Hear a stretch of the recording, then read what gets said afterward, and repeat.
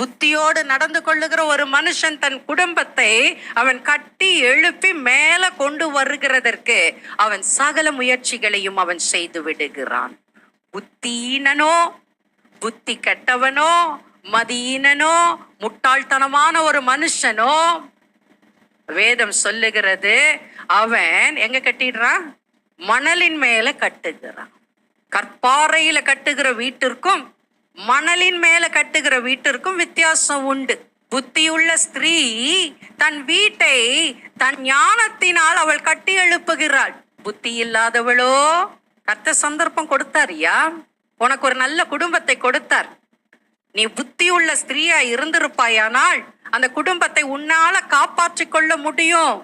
ஆனால் நீ என்ன செய்துட்ட? புத்தியீனமான ஸ்திரீ, உன் சொந்த கைகளினால அதை இடித்து போட்டாய்.